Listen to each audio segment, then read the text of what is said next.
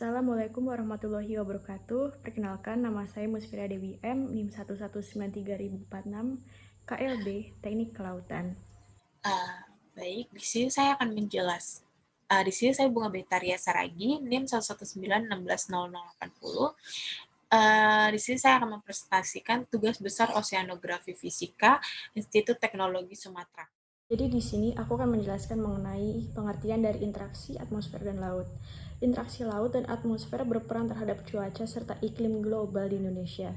Fenomena dari interaksi ini berupa penyaluran uap air bersama pola perputaran angin di suatu area.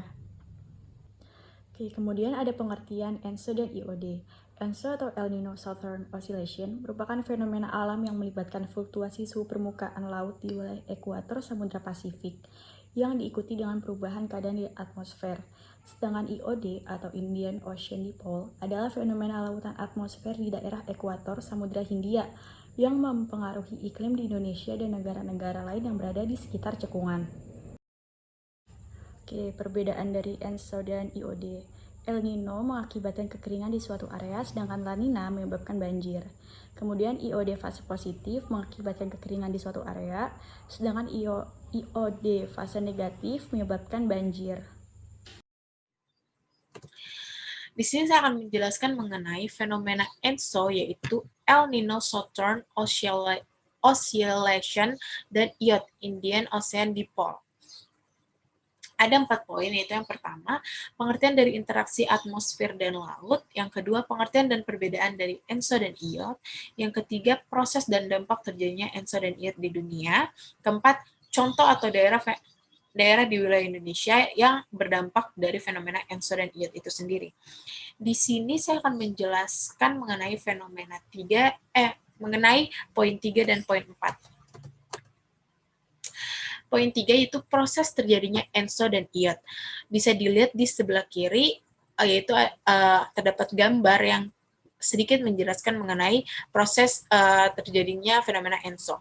Nah, proses terjadinya fenomena ENSO itu sendiri diawali ketika perairan Pasifik mengalami peningkatan suhu dan kelembapan pada atmosfer yang berada di atas perairannya. Nah, hal ini memicu terjadinya pembentukan awan dan meningkatkan curah hujan pada kawasan tersebut. Hal ini membuat bagian barat Samudra Pasifik mengalami peningkatan tekanan udara dan terhambatnya pertumbuhan awan.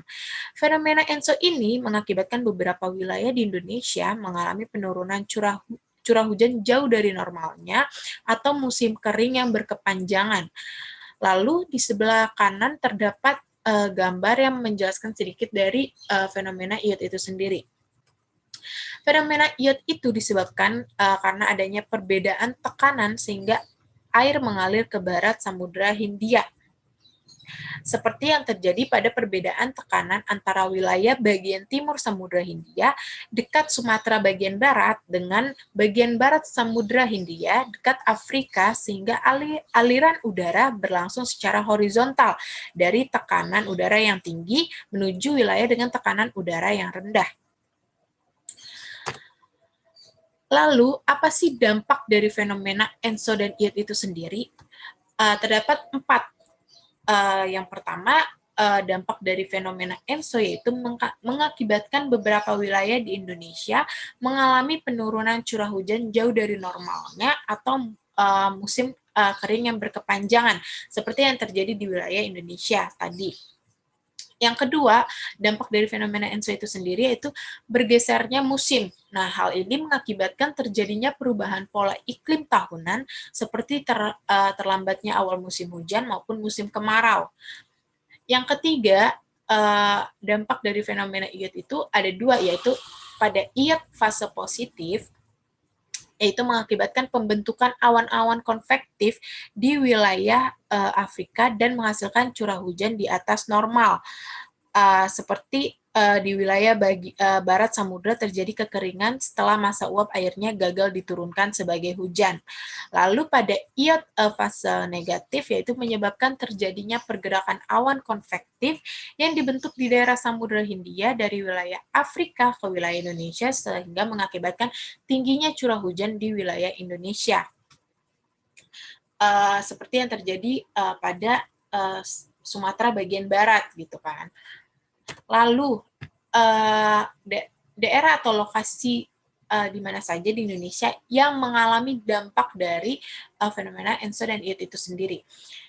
Terdapat 3 wilayah. Yang pertama adalah wilayah Jawa. Nah, wilayah Jawa ini karena korelasi yang tinggi antara curah hujan di Jawa dengan anomali suhu permukaan laut di Samudra Pasifik dan Samudra Hindia yang lebih dipengaruhi oleh dua fenomena tersebut, ENSO dan IOT. Lalu di wilayah Pangkal Pinang, menurut buku dari Fadoli, tahun 2013 meneliti lebih spesifik mengenai dampak ENSO dan IOT terhadap curah hujan di Pangkal Pinang.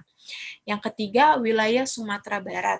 Nah, Sumatera Barat yang terjadi kekeringan setelah masa uap airnya gagal diturunkan sebagai hujan karena disebabkan terjadinya fenomena IOT itu sendiri. Jadi di Sumatera Barat ini lebih condong kepada dampak dari fenomena IOT sendiri, gitu. Oke, sekian presentasi dari saya, dari kelompok saya. Kurang lebihnya mohon maaf. Jika terjadi kesalahan. Terima kasih. Terima kasih telah menyaksikan. Wassalamualaikum warahmatullahi wabarakatuh.